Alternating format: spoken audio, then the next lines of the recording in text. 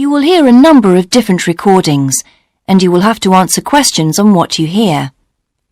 There will be time for you to read the instructions and questions, and you will have a chance to check your work. All the recordings will be played once only. The test is in 4 sections. Now turn to Section 1. Section 1. You will hear an estate agent talking to a customer who wants to rent a house. First, you have some time to look at questions 1 to 8.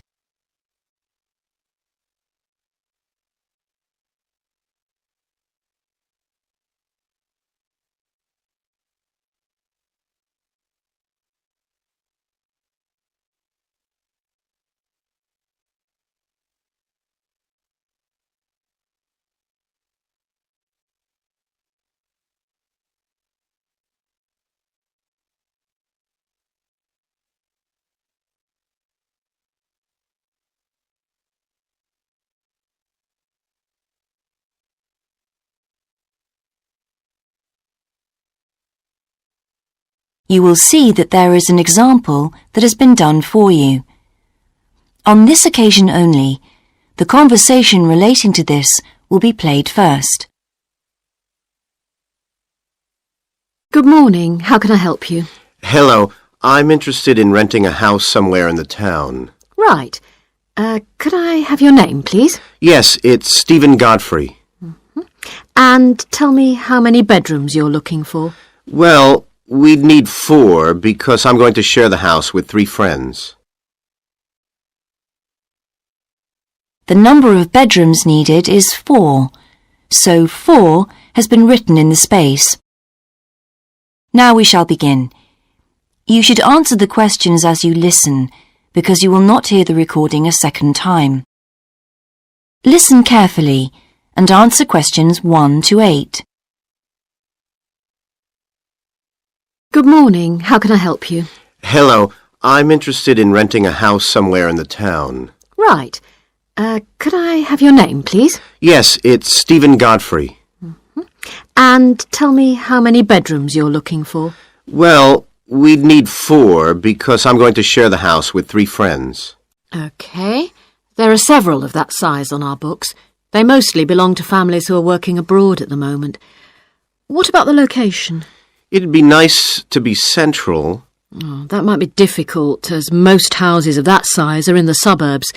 Still, there are a few. What's your upper limit for the rent?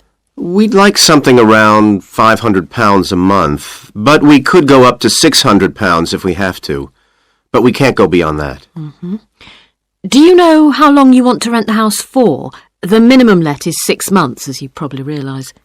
We're at college here for 2 years, and we don't want to have to move during that time if we can avoid it. Right. And how soon do you want to move in?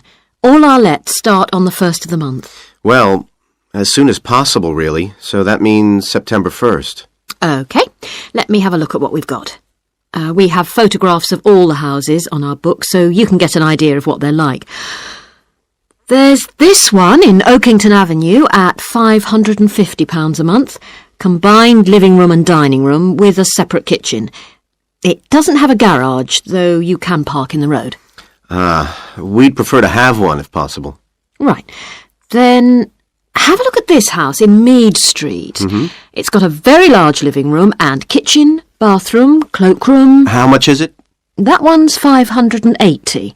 It's very well furnished and equipped. It also has plenty of space for parking, and it's available for a minimum of a year. Oh, and there's a big garden. I don't think we could cope with that, to be honest. We'll be too busy to look after it. OK.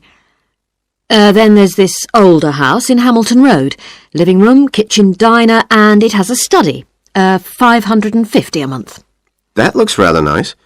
But whereabouts in Hamilton Road? Towards the western end. Oh, that'll be very noisy. I know the area. Yes, it's pretty lively, but some people like it, though. Well, what about this house in Devon Close? That looks lovely. There's a big demand for houses in that area, so prices tend to be quite high. But this one hasn't been decorated for a few years, which has kept the rent down a bit. It's got a living room, dining room and small kitchen, and it's $595 a month. I think it would suit you from what you've said. It sounds fine. Before you hear the rest of the conversation, you have some time to look at questions 9 and 10.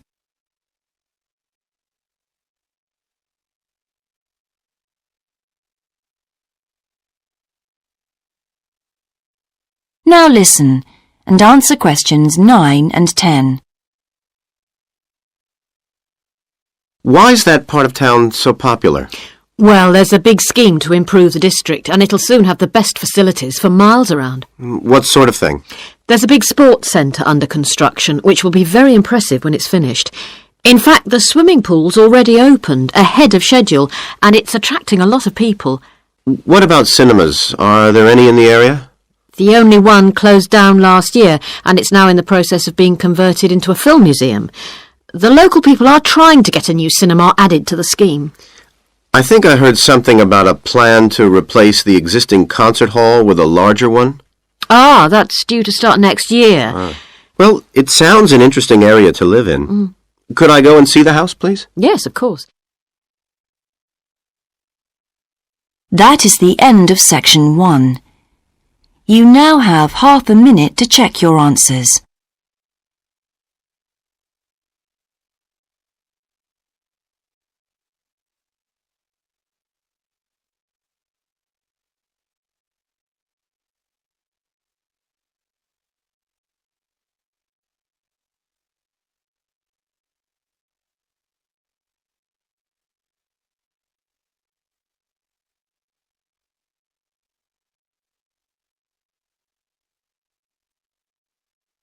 Now turn to section 2.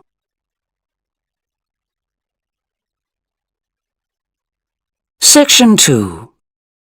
You will hear a fitness manager of a leisure club talking to some new members. First, you have some time to look at questions 11 and 12.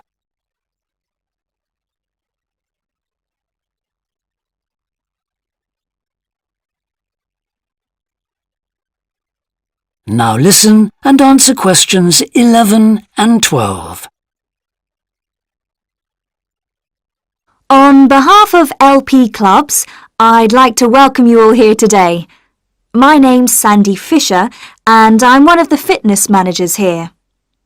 Before we start our tour of the club, I'll just run through some basic information about the facilities we have here, including recent improvements, and explain the types of membership available. Our greatest asset is probably our swimming pool, which at 25 metres isn't Olympic-sized, but now we've expanded it to 8 lanes, it's much wider. This means there are rarely more than a couple of people at a time in each lane. Unfortunately, there isn't space for an outdoor pool here, but the glass roof on the swimming pool is partly retractable, which means you can enjoy something of the open-air experience on warmer days. Our recently refurbished fitness suite has all the latest exercise equipment, including 10 new running machines and a wide range of weight training machines. Each member is given full training in how to operate the equipment, and there is always a trainer on duty to offer help and advice. Although we do have adult-only times after 6 and at certain times at weekends, children are well catered for. Older children continue to benefit from a wide range of tuition, anything from trampolining to yoga. Before you hear the rest of the talk, you have some time to look at questions 13 to 20.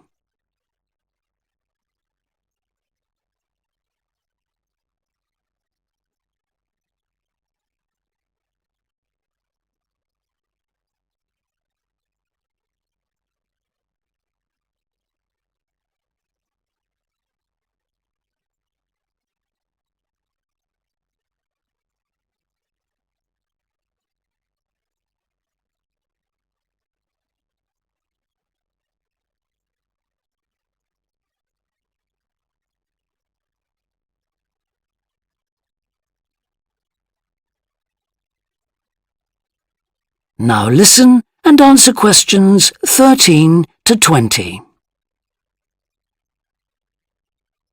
One thing all our members appreciate about us is that we take very good care of them. This starts on day 1 with your personal assessment. You are asked to fill in a questionnaire giving details of any health problems. One of our personal trainers will then go through this with you. The trainer will then take you through the safety rules for using the equipment in the fitness suite. During your next exercise session, a personal trainer will work with you to make sure you understand these. It's very important to do this because we really do want to avoid having any sports injuries. There's a lot more to looking after yourself than simply lifting weights. At the end of the personal assessment, the trainer will draw up a plan outlining what you should try to achieve within a 6-week period. This will then be reviewed at the end of the 6 weeks. Now, I'll just quickly run through the types of membership we have available. All members must pay a joining fee of £90 in addition to the rates for the monthly membership fees. Gold membership entitles you to free entry at all LP clubs. There are now LP clubs in all major cities and towns, so if you travel a lot, this will be a great advantage. Individual gold membership costs £50 a month, and joint membership for you and your partner will cost £75. Premium membership is for professional people whose work commitments make it difficult for them to use the club during the day, and so LP gives booking preferences to Premier members at peak times. This means you'll find it easier to book the sessions at times that suit you. Reciprocal arrangements with other LP clubs are available to Premier members.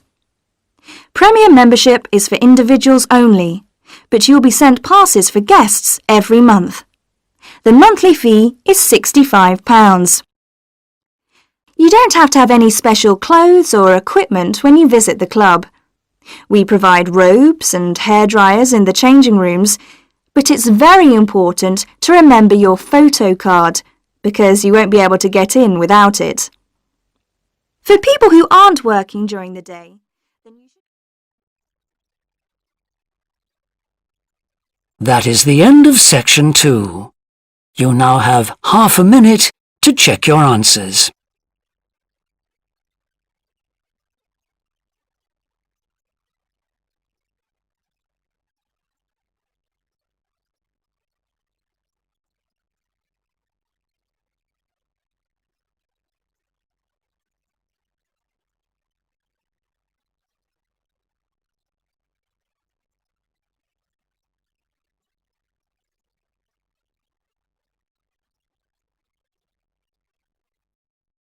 Now turn to section 3.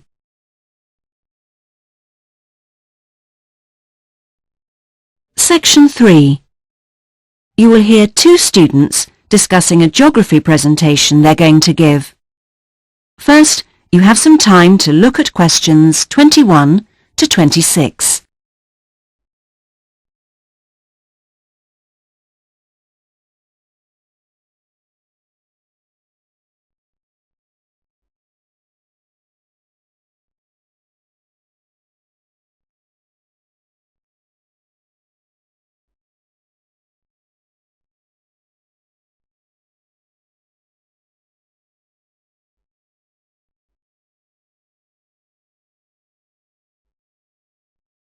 Now listen carefully and answer questions 21 to 26.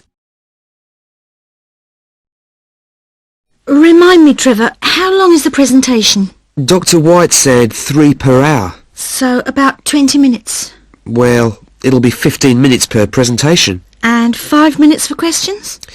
And is this one going to be assessed? No, not this time round, because it's the first one, you know. Oh, good news. Well, Trevor, what are we going to include? Well, do you think we ought to give some historical background? Oh, no, definitely not. We won't have time. OK, but I think we ought to say something about the geographical location, because not a lot of people know where the islands are. Yes, OK. I'll take notes, shall I? Yeah, That'd be a help. So, geographical location? Then we ought to give an overview of the whole education system.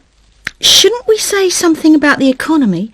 You know, agricultural produce, minerals and so forth? Well, Dr. White said we shouldn't go into that sort of detail. But it's pretty important when you think about it.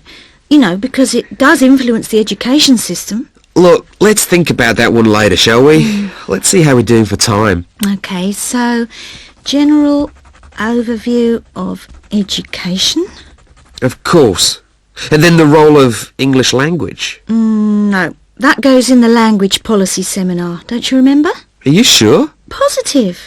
All right. So those are the topics we're going to be covering.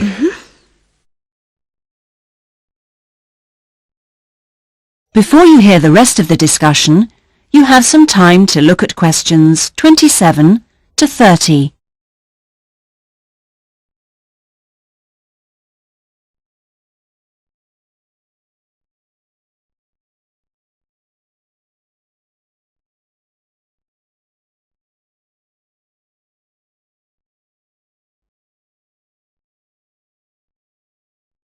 Now listen and answer questions 27 to 30.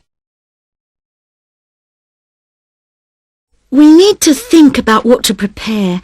Dr. White said he wanted us to use plenty of visuals and things, and we might as well try them out when we're not being assessed. Well, the most important thing is the overhead projector. No problem. We'll get that from the media room. Must remember to book it.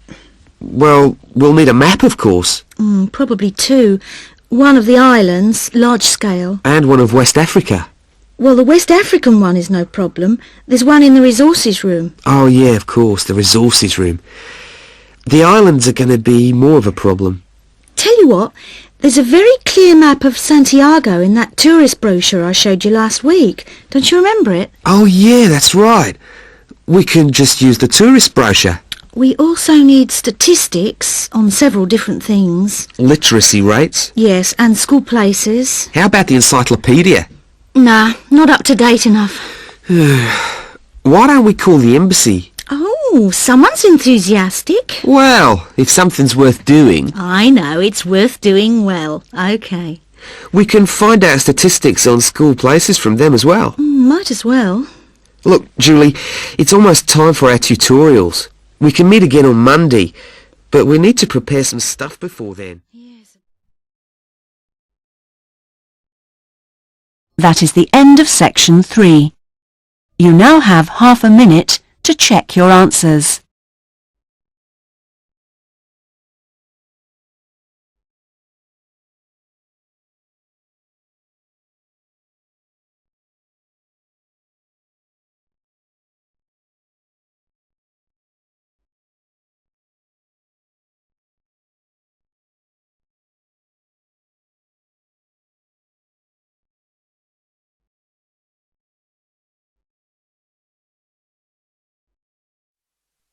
Now turn to section 4.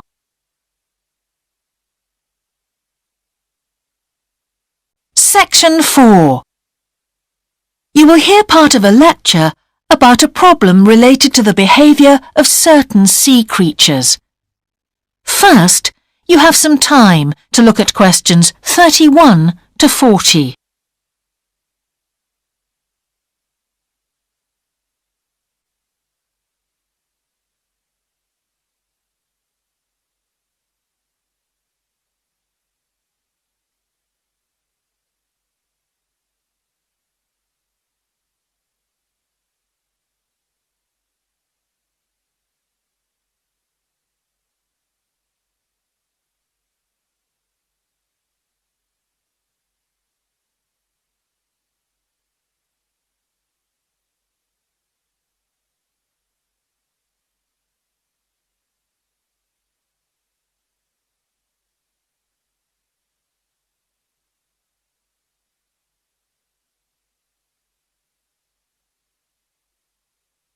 Now listen carefully and answer questions 31 to 40.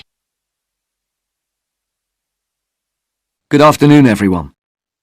Well, with some of you about to go out on field work, it's timely that in this afternoon's session I'll be sharing some ideas about the reasons why groups of whales and dolphins sometimes swim ashore from the sea right onto the beach and, most often, die in what are known as mass strandings.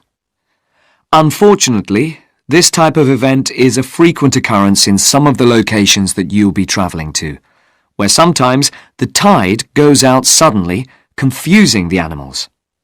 However, there are many other theories about the causes of mass strandings. The first is that the behaviour is linked to parasites. It's often found that stranded animals were infested with large numbers of parasites. For instance, a type of worm is commonly found in the ears of dead whales. Since marine animals rely heavily on their hearing to navigate, this type of infestation has the potential to be very harmful. Another theory is related to toxins, or poisons. These have also been found to contribute to the death of many marine animals. Many toxins, as I'm sure you're aware, originate from plants or animals. The whale ingests these toxins in its normal feeding behaviour, but whether these poisons directly or indirectly lead to stranding and death seems to depend upon the toxin involved. In 1988, for example, 14 humpback whales examined after stranding along the beaches of Cape Cod were found to have been poisoned after eating tuna that contained saxitoxin, the same toxin that can be fatal in humans.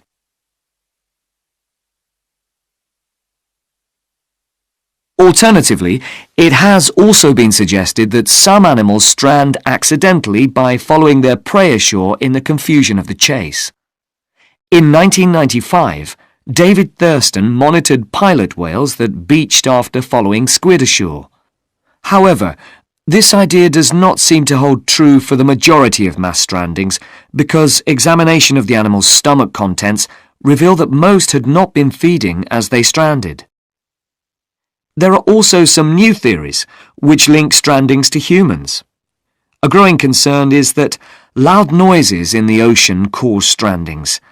Noises such as those caused by military exercises are of particular concern and have been pinpointed as the cause of some strandings of late. One of these, a mass stranding of whales in 2000 in the Bahamas, coincided closely with experiments using a new submarine detection system. There were several factors that made this stranding stand out as different from previous strandings. This led researchers to look for a new cause. For one, all the stranded animals were healthy. In addition, the animals were spread out along 38 kilometres of coast, whereas it's more common for the animals to be found in a group when mass strandings occur.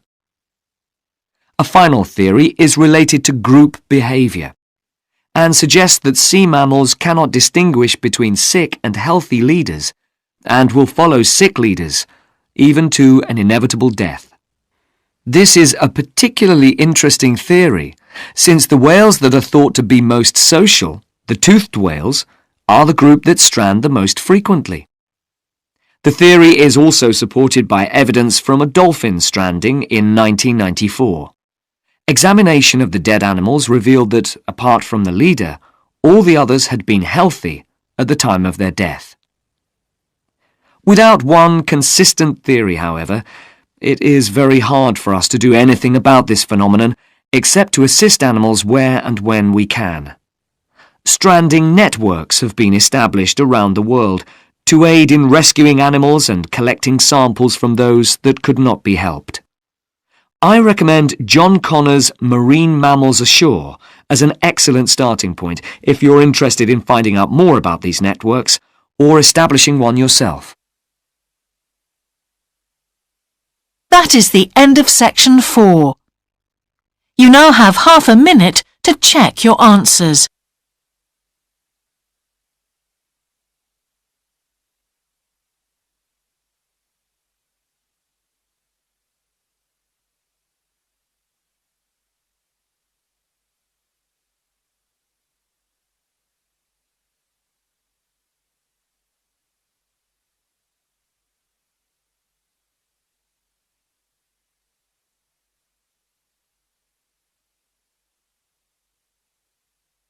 That is the end of the listening test.